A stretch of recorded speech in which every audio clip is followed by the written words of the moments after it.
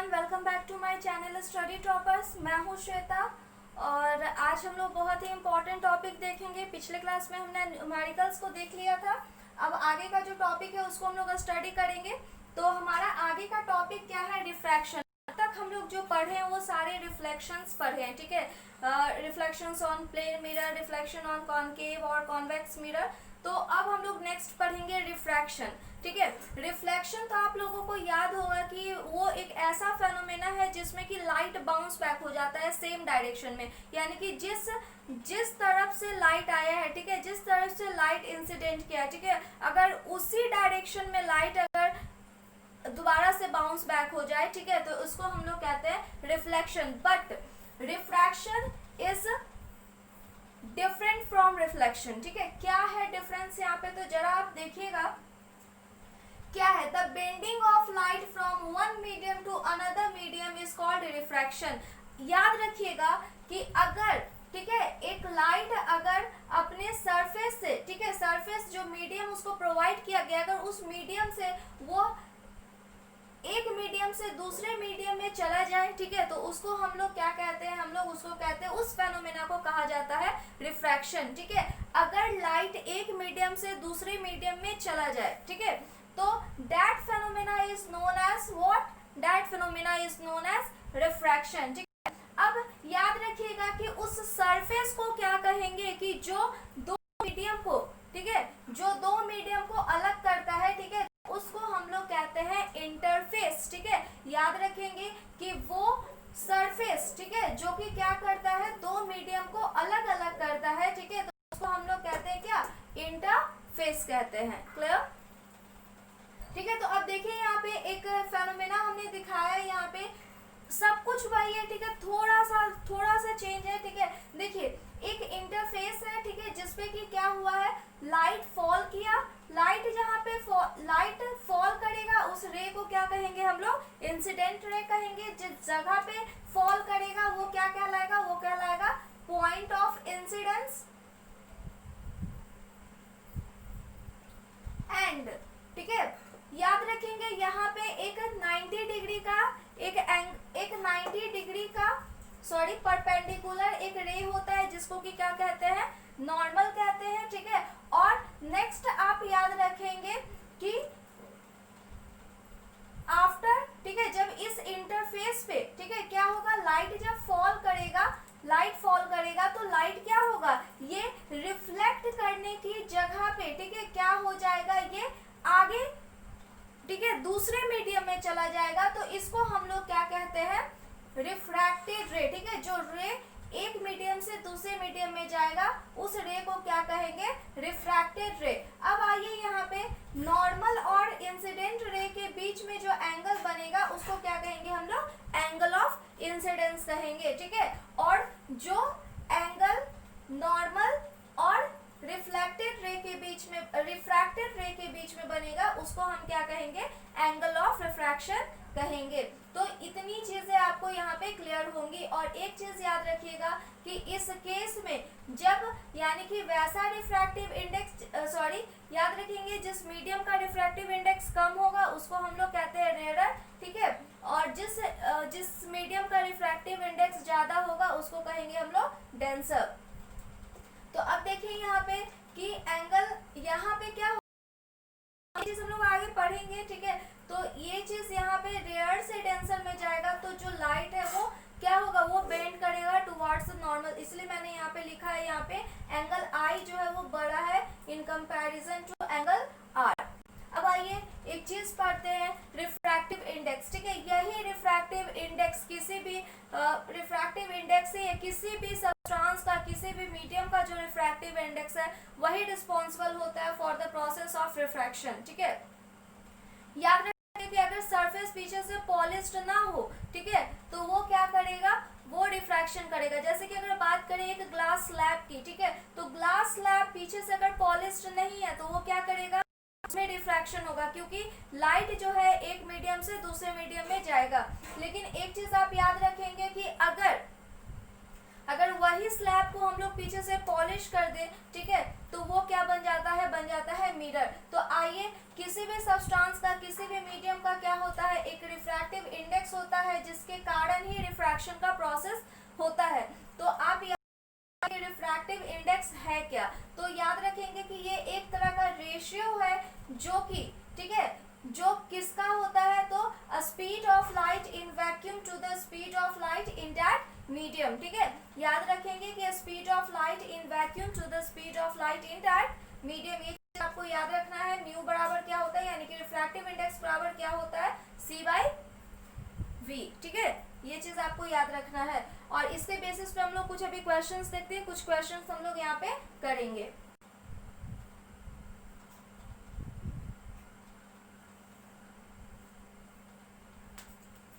देखिए यहाँ पे एक क्वेश्चन दिया हुआ है कि अगर स्पीड ऑफ लाइट जो है ग्लास में कितना है, 2 × 10⁵ किलोमीटर पर second, find its refractive index, जो कि काफी इजी क्वेश्चन है, बिल्कुल फॉर्मूला बेस्ड है। क्या हो जाएगा, रिफ्रैक्टिव इंडेक्स बराबर, ठीक है, क्या लिखवाए थे, speed of light in vacuum by speed of light in glass. ठीक है, तो अब देखिए आप यहाँ पे क्या हो जाएगा, यहाँ पे तो स्पीड ऑफ लाइट क्या होता है वैक्यूम में, तो 3 × क्योंकि यहाँ पे हम लोग किलोमीटर पर सेकेंड ले रहे हैं, ठीक है, तो हम लोग यहाँ पे किलोमीटर पर सेकेंड वाला ही वैल्यू लेंगे। ठीक है, 3 × 10⁵, ठीक है, और इसका क्या हो जाता है, स्पीड का, सॉरी, ग्लास में स्पीड क्या है लाइट का, तो 2 × 10⁵, ठीक है, ये दोनों कट जाएगा, बच जाएगा 3/2। ठीक है, तो इसका क्या हो जाएगा 1.5। तो जो रिफ्रैक्टिव इंडेक्स आया है ग्लास का वो क्या आया है, 1.5 आया है। ठीक है, देखिए यहाँ पे एक क्वेश्चन लिखा हुआ है, उसी पे बेस्ड हमने क्वेश्चन लिखा है। क्या, पहले क्वेश्चन में हमने स्पीड को दे दिया था, रिफ्रैक्टिव इंडेक्स पूछा था, और यहाँ पे क्या है कि the refractive indexes of water and glass are 4/3 and 3/2 respectively, find the speed of light in each. ठीक है, दोनों के केस में स्पीड निकालना है, तो फॉर्मूला जो है वो सेम रहेगा। ठीक है, पहले हम लोग क्या कहते हैं, रिफ्रैक्टिव इंडेक्स पहले हम लोग लिख लेते हैं स्पीड ऑफ वाटर, पहले स्पीड ऑफ निकाल लेते हैं, speed of light in water. ठीक है, तो रिफ्रैक्टिव इंडेक्स दिया हुआ है, रिफ्रैक्टिव इंडेक्स ऑफ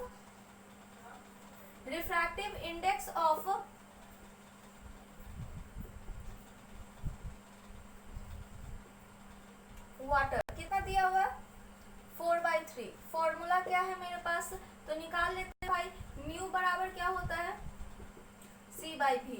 मुझे दिया हुआ क्या है, ये दिया हुआ है, ये पता है, ये निकल नहीं जाएगा, आसानी से निकल जाएगा, ये हो जाएगा 4/3, और इसको कर देंगे 3 × 10⁵, ठीक है, और ये भी निकल जाएगा यहाँ पे। ठीक है, तो ये क्या हो जाएगा,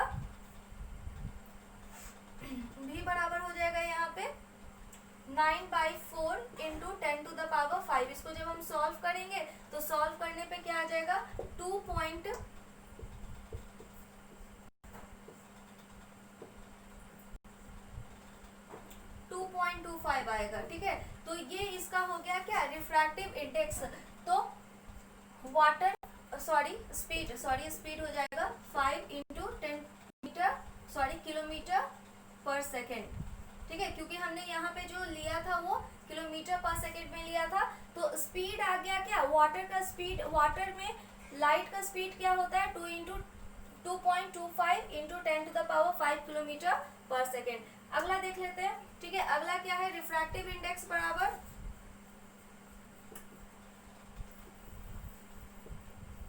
क्या दे रहा हुआ है, रिफ्रैक्टिव इंडेक्स ऑफ ग्लास कितना दिया हुआ है, ये तो हमने जस्ट भी निकाला है, 3/2 हो गया। ठीक है, तो यहाँ पे क्या निकालेंगे हम लोग,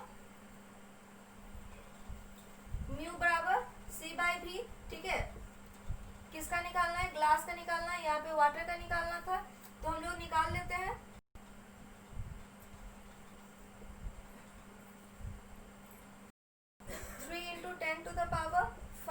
ठीक है, इंटू क्या हो जाएगा यहाँ 2/3।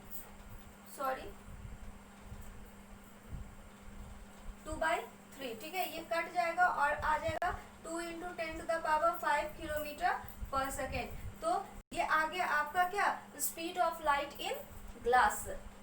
ठीक है, ये क्लियर है आप लोगों को। तो अगर आपको याद रखिएगा कि अगर इस तरीके का क्वेश्चन आता है, रिफ्रैक्टिव इंडेक्स दिया हुआ है, स्पीड पूछे या फिर स्पीड दिया हुआ, तो रिफ्रैक्टिव इंडेक्स पूछे आप आसानी से निकाल सकते हैं। सी हमेशा याद होना चाहिए। ठीक है, 3 × 10⁵ या फिर 3 × 10⁸ लेंगे। अगर 5 लेते हैं तो किलोमीटर पर सेकेंड लिखेंगे, और अगर 8 लेते हैं, 10⁸ लेते हैं, तो मीटर पर सेकेंड में यूनिट को लिखेंगे। ठीक है, और रिफ्रैक्टिव इंडेक्स बिकॉज एक रेशियो है, ठीक है, तो इसका कोई भी यूनिट नहीं होगा। क्लियर है?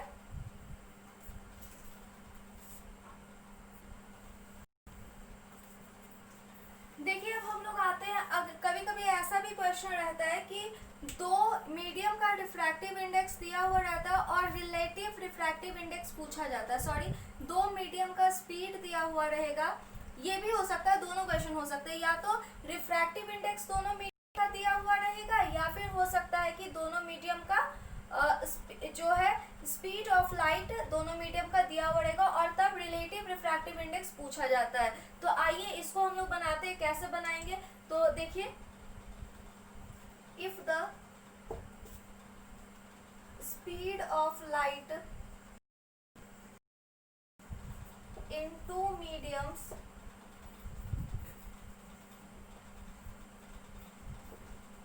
Is given.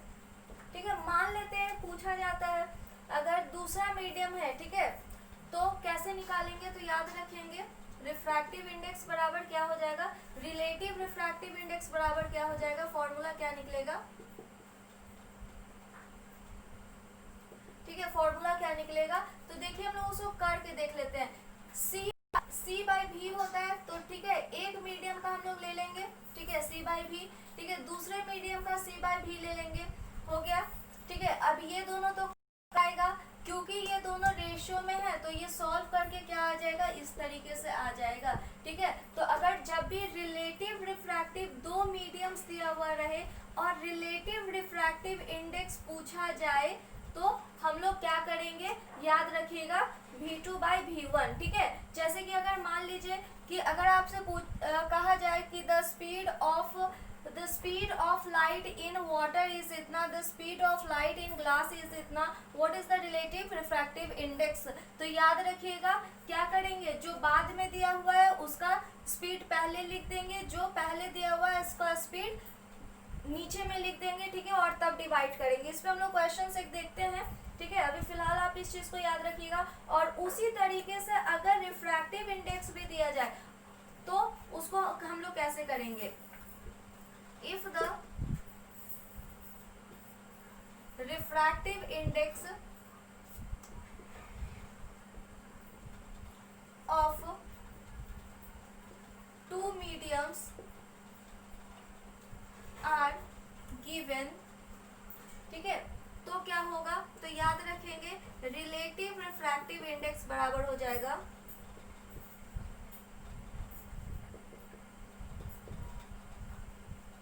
ठीक है, क्या हो जाएगा, तो याद रखेंगे, जो पहले दिया हुआ होगा उसी को हम लिख देंगे। ठीक है, जो बाद में दिया हुआ रहेगा, जिसका पूछेगा, ऐसे पूछेगा कि what is the relative refractive index of water to the refractive index of glass. ठीक है, तो अगर इस तरीके से क्वेश्चन पूछता है तो हम क्या करेंगे, इसी तरीके से लिख देंगे। पहले वाटर का है तो वाटर का ऊपर भी लिख देंगे, फिर नीचे में ग्लास का रख देंगे, और जो आंसर आएगा वही आंसर हो जाएगा। तो इस चीज को आप याद रखेंगे कि अगर स्पीड दिया हुआ रहे, ठीक है, तो क्या लिखते हैं हम लोग, V2/V1 याद रखेंगे। और जब रिफ्रैक्टिव इंडेक्स दिया हुआ रहे तो जैसे दिया हुआ रहेगा, जिसके रिस्पेक्ट में पूछेगा उसके रिस्पेक्ट में हम लोग कर लेंगे। तो जो पहले में रिफ्रैक्टिव इंडेक्स दिया हुआ रहेगा उसको ऊपर में रख देंगे, जो बाद में, मतलब कि जो बाद में दिया हुआ है जिसके रिस्पेक्ट में पूछ रहा है उसको फिर नीचे रख करके डिवाइड करके जो आंसर आएगा वो मेरा रिलेटिव रिफ्रैक्टिव इंडेक्स हो जाएगा। इस पे भी हम लोग एक क्वेश्चन देखते हैं अभी जस्ट तुरंत।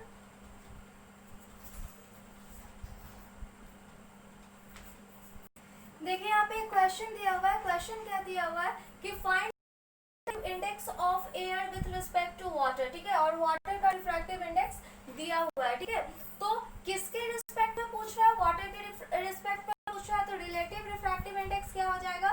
ठीक है, तो याद रखेंगे किसके, वाटर, ठीक है। तो कैसे, मैंने अभी बताया था, जो पहले दिया हुआ रहेगा उसको पहले लिखेंगे, ठीक है। तो क्या हो जाएगा यहाँ पे रिफ्रैक्टिव इंडेक्स ऑफ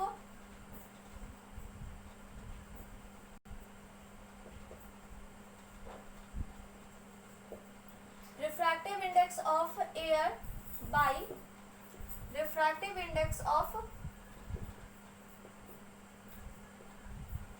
वाटर, ठीक है। अब देखिए यहाँ पे ये क्या हो जाएगा, यहाँ पे 1 है, ठीक है। ये कितना हो जाएगा 4/3, आंसर आ जाएगा क्या 3/4। तो जो रिफ्रैक्टिव इंडेक्स हो गया, refractive index of air with respect to water क्या हो जाएगा 3/4 हो जाएगा। क्लियर है। एक और क्वेश्चन देख लेते हैं हम लोग इस पे बेस्ट।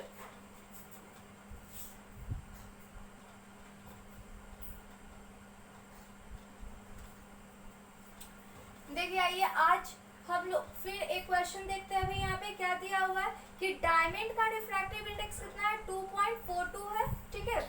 और उसको डिप्ट किया गया है एक ऐसे लिक्विड में जिसका कि रिफ्रैक्टिव इंडेक्स कितना है 1.4 है। और आपसे पूछा जा रहा है कि refractive index of diamond with respect to the refractive index to the liquid, ठीक है। लिक्विड में क्या रिफ्रैक्टिव इंडेक्स होगा उसका, ये आपसे पूछा जा रहा है, ठीक है। तो हम लोग अब इसको सॉल्व करते हैं, आंसर क्या आ जाएगा देखते हैं हम लोग। तो देखते हैं म्यू क्या हो जाएगा, किसका पहले लिखा हुआ है डायमंड का, तो यहाँ पे डी लिख देंगे, ठीक है। किसके रिस्पेक्ट में, लिक्विड के रिस्पेक्ट में, तो लिख देंगे यहाँ पे refractive index of diamond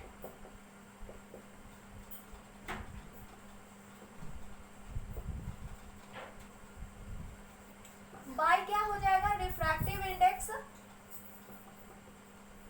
in liquid, ठीक है।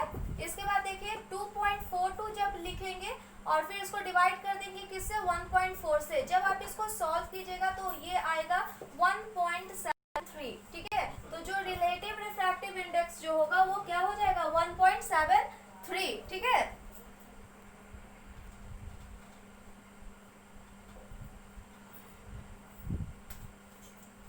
देखिए अब हम लोग नेक्स्ट आते हैं जो कि बहुत इंपॉर्टेंट टॉपिक है और यहाँ से हम लोग बहुत कुछ पढ़ेंगे आगे, ठीक है। तो लॉ ऑफ रिफ्रैक्शन क्या है, हम लोग पहले पढ़े थे लॉ ऑफ रिफ्लेक्शन, यहाँ पे है लॉ ऑफ रिफ्रैक्शन। तो याद रखेंगे कि लॉ ऑफ रिफ्रैक्शन जो है वो किसने दिया था, डब्ल्यू स्नेल ने दिया था, ठीक है, इन्होंने दिया था। और लॉ ऑफ रिफ्लेक्शन यूक्लिड ने दिया था। तो इस चीज को आप याद ही रखेंगे कि law of refraction was given by W Snell, ठीक है। और यहाँ पे भी एक बार देख लेते हैं कि जो लाइट इंटरफेस पे पड़ेगा, ठीक है, उस लाइट को हम क्या कहते हैं, उस लाइट को इंसिडेंट रे कहेंगे।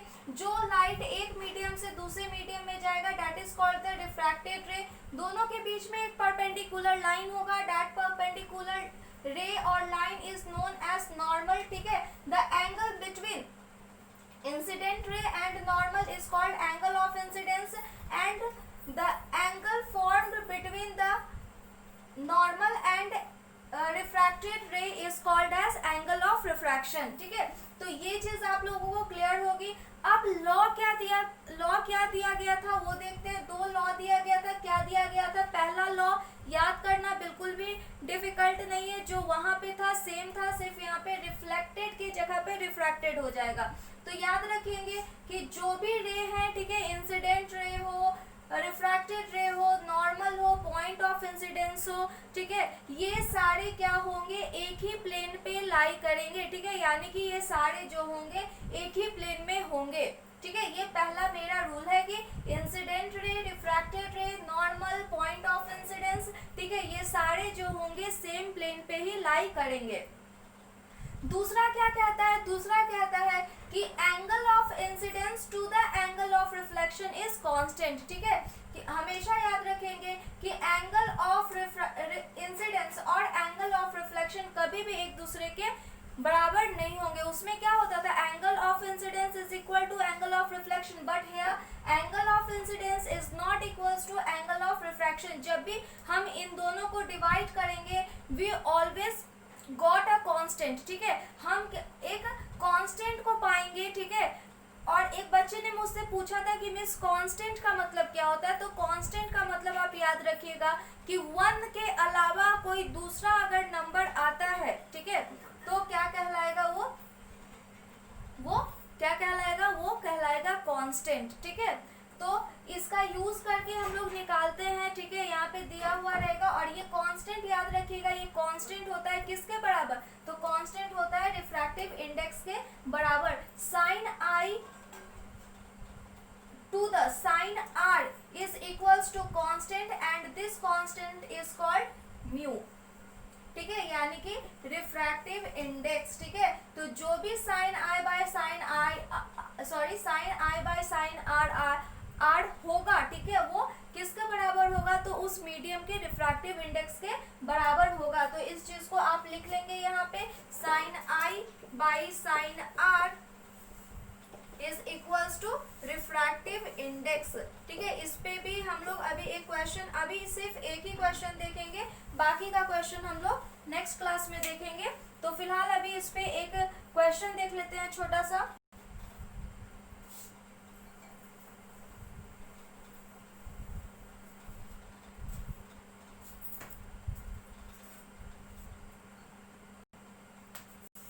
देखिए ये क्वेश्चन है, इसी पे बेस्ड एक क्वेश्चन हम लोग देख रहे हैं कि a ray of light traveling in air falls on the surface of a transparent slab. The ray makes an angle of 45 degree, ठीक है। फॉल कर रहा है एक स्लैब पे, ठीक है, तो एंगल कितना बड़ा है, यानी कि एंगल ऑफ इंसिडेंस जो है वो कितना है, 45 डिग्री, ठीक है। उसके बाद क्या कर रहा है, find the angle made of refracted with normal with in the slab. Slab के अंदर एंगल ऑफ रिफ्रैक्शन क्या बना है उसको हमें फाइंड आउट करना है। और रिफ्रैक्टिव इंडेक्स मीडियम का दिया हुआ है, यानी कि कांस्टेंट जो है यहाँ पे कांस्टेंट आपको दिया हुआ है कितना, √2, ठीक है। फॉर्मूला क्या है मेरा, sine i to the sine r. अब देखते हैं यहाँ पे √2, ठीक है, साइन आई कितना है 45 डिग्री, ठीक है, sine 45 degree by sine r, ठीक है। तो अब यहाँ पे देखते हैं साइन 45 डिग्री का वैल्यू क्या होता है, 1/√2 और ये हो जाएगा साइन आर। जब आप इसको सॉल्व कीजिएगा तो सॉल्व करने के बाद देख लीजिए, जब आप सॉल्व कीजिएगा तो साइन आर इधर आ जाएगा, ठीक है, ये दोनों मिलकर के क्या हो जाएंगे,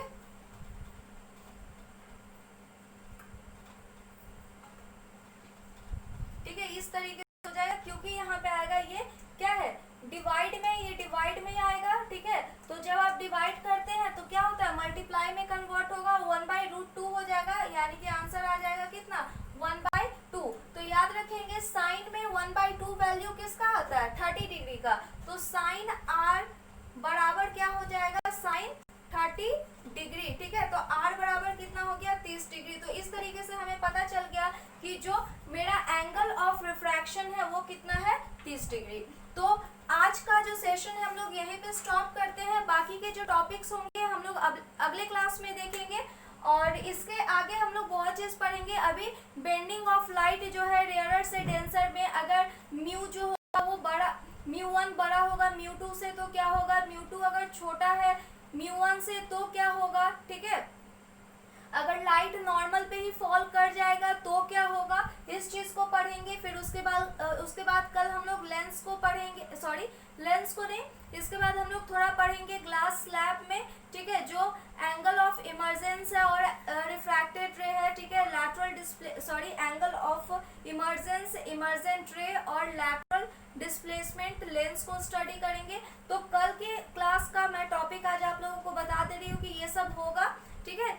तो आज का जो सेशन हम लोग इसी पे स्टॉप करते हैं। इस पे भी कल 1-2 क्वेश्चन देख लेंगे ताकि आप लोगों को दिक्कत ना हो। और आप एक चीज को अपने माइंड में बैठा करके चलिए कि बहुत जगह क्या होता है 15 डिग्री पे भी निकालने के लिए दे देता है, लेकिन आप एक चीज को याद रखेंगे, पहली बात कि ये तो एग्जाम में ऐसे देता नहीं है, अगर दे भी देगा तो याद रखेंगे साइन और कॉस का जो वैल्यू आपको पढ़ना है 0 डिग्री, 0, 30, 45, 60 और 90, ठीक है। आप बस इसी 5 वैल्यू पे आप याद रखिएगा इनके वैल्यूज, ठीक है। बाकी और किसी को याद करने की जरूरत नहीं है, क्योंकि अगर 15 डिग्री का निकालना है तो उसके लिए फिर फॉर्मूला होता है, ठीक है, और आप लोग वो पढ़े नहीं है अभी, ठीक है। तो ये चीज आप याद रखेंगे, या फिर मैथ का एप्लीकेशन करके आप वहाँ पे निकाल सकते हैं।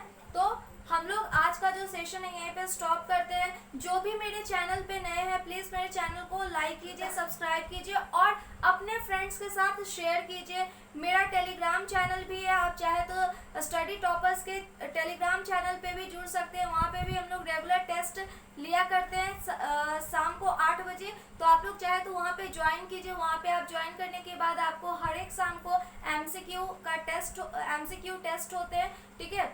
तो वहाँ से भी आप बहुत कुछ सीख सकते हैं। आज के लिए बस इतना ही, मिलते हैं अगले क्लास में। Bye bye.